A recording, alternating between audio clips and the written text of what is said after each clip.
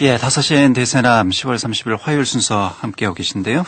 오늘은 부득이하게 시간 관계상 택시 운전사는 빼고 가도록 하겠습니다.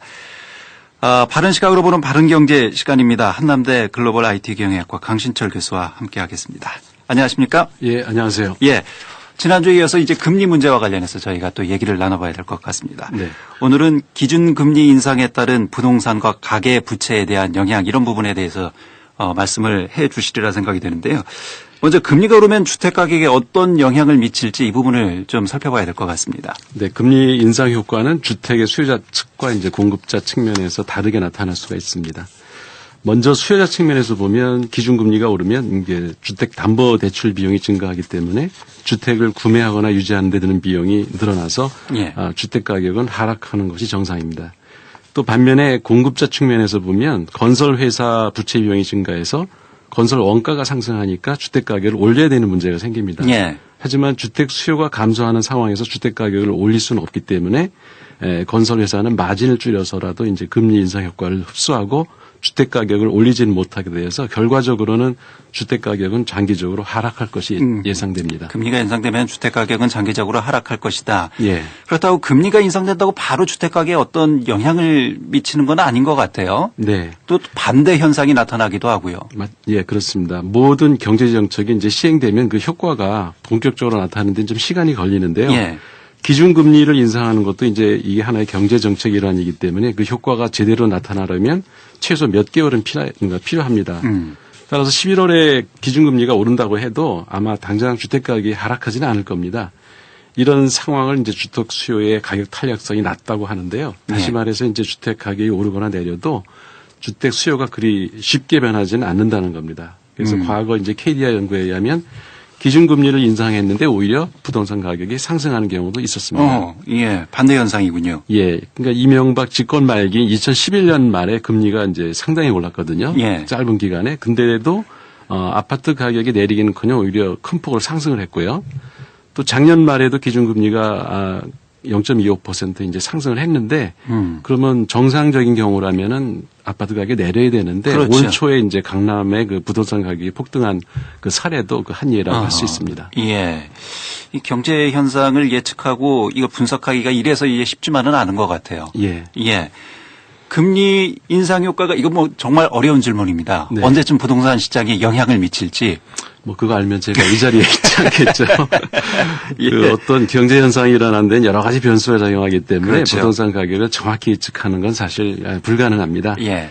금리에 따른 시장 분위기와 투자에 대한 그 매도 시점을 가장 잘 설명한 이론이 그 유럽의 전설적인 투자자 뭐 앙드레 코스톨란이라는 분이 만든 그 달걀 모형이 있는데요. 예. 그 이론에 따르면 이제 금리가 저점을 찍고 상승하기 시작할 때가 부동산 매기 적기라고 설명하고 있습니다. 그러니까 주택을 팔아야 할 사람은 어찌 보면 직금이 적기라고 봐야 되겠죠. 하지만 구매할 사람의 입장에서는 금리가 저점에 와 있기 때문에 금리가 오를 것이 예상되는 상황에서는 좀 더 기다렸다가 금리가 고점에 이를 때까지 기다렸다가 구매하는 것이 적기라고 그 달걀 모양은 얘기를 합니다. 예. 근데 이건 어디까지나 정상적인 경제 상황에 적용되는 이론일 뿐이지 실제는 어떤 일이 일어날지 모르니까 그렇죠. 주거를 목적으로 주택을 구매하려는 사람은 그냥 필요할 때 사고 예. 필요 없으면 팔고 하는 게 정상이고요. 예. 이제 뭐 부안이동에서 이제 투기로 그 투기 열풍이 불 때 한몫 챙기려고 부동산을 사고 파는 것은 수익을 기대하는 만큼 거기에 대한 위험도 감소할 각오가 돼 있으면 그렇게 해야 되겠죠. 예, 맞습니다. 그 적기의 개념이 집이 필요할 때 사는 게 적기고. 맞습니다. 예, 다른 곳으로 이사 갈 때 파는 것 역시 그것도 또 적기고요. 예. 자, 그리고 또 이제 기준금리 인상에 따라서 우리가 빼놓지 않아야 될 부분이 가계부채에 대한 문제입니다. 뭐 우리 경제에 지금 뭐 폭탄이다. 네. 시한폭탄이다. 이런 얘기까지 들리고 있는 상황에서 가계부채에는 어떤 영향을 미칠지 이 부분도 좀 점검을 해봐야 될 것 같습니다. 예. 올해 9월 기준으로 가계대출 규모가 이제 1,500조를 넘어섰는데요. 예. 이건 우리나라 GDP 국민총생산 하고 맞먹는 금액입니다. 거의. 기준금리가 0.2%만 올라도 가계가 추가로 부담해야 될 이자가 연 3조 7,500억이나 됩니다. 예. 특히 이제 저소득층 서민 가계에 엄청난 부담이 가중되는 거고요. 이 가계부채는 순수 생활비를 위한 대출, 그다음에 부동산 대출, 자영업자 대출 이런 것들이 다 포함된 금액입니다. 이 중에 순부동산 대출 금액이 580조나 됩니다. 그래서 한국의 가계자산 가운데 부동산 자산이 차지하는 비중이 OECD 국가 가운데 우리나라가 제일 높습니다. 예. 다른 나라는 대개 한 30% 내지 50% 정도인데 반해서 우리나라는 70% 가까이 됩니다.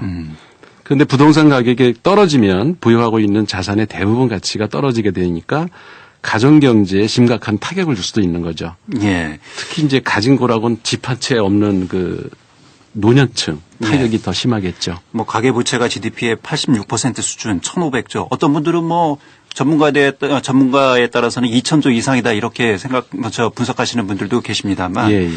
가계부채가 왜 이렇게 늘어났는지 그 근본 원인도 좀 저희가 따져봐야 될 것 같습니다.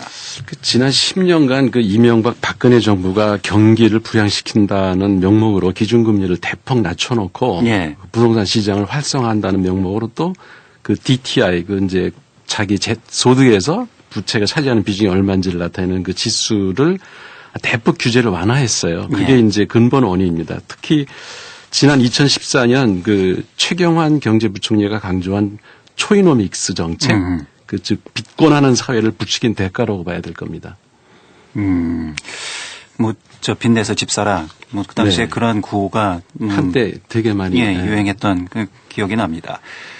부동산 관련해서 뭐 여러 가지 지금 뉴스가 나오는데 이 뉴스 뭐 잘못된 뉴스들도 꽤 있죠. 그런 부분도 좀 점검을 해봐야 될 것 같습니다. 그러니까 최근 경제 현황을 엉터리로 분석한 기사를 어제 하나 봤는데요. 예. 국민일보에 게재된 기사인데 이제 제목이 경고음 귀막은 한국호, 사각파독 덮친다 이런 제목의 이제 기사인데요. 예.